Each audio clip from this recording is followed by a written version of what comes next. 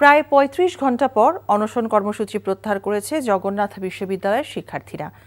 সেনাবাহিনীর কাছে দ্বিতীয় ক্যাম্পাস নির্মাণ কাজ হস্তান্তর সহ ৩ দফা দাবি মেনে নেওয়ার আশ্বাস দিলে সচিবালয়ের রাস্তা ছেড়ে দিয়ে ক্যাম্পাসে চলে যান শিক্ষার্থীরা।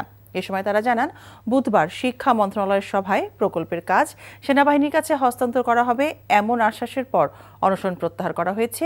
তবে ক্যাম্পাস শাটডাউন কর্মসূচি চলবে। নাহিদ প্রিন্সের রিপোর্ট।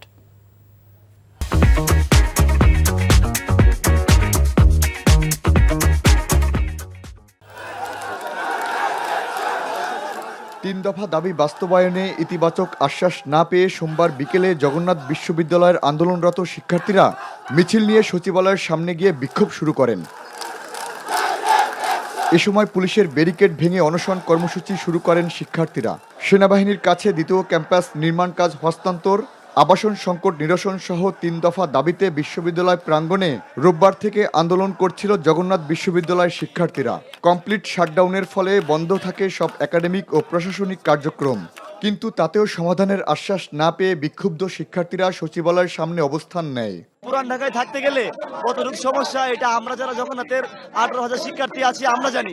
প্রত্যেক মাসে টাকার কথা বাদ দিলাম, যতদিন পর্যন্ত না জগন্নাথ বিশ্ববিদ্যালয়ের শিক্ষার্থীদের আবাসন সুবিধা নিশ্চিত হচ্ছে ততদিন পর্যন্ত কমপক্ষে 70% শিক্ষার্থীকে আবাসিক ভাতা প্রদান করতে হবে।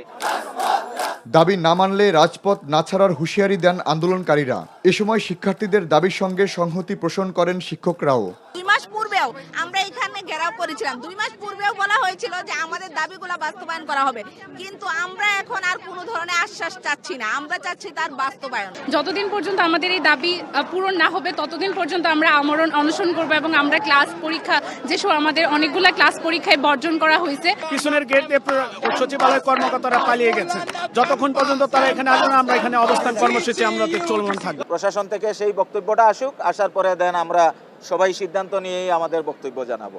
আমরা আমাদের শিক্ষার্থীদের সাথে আছি, যে পর্যায়ে আছে সেই পর্যায়েই আছে।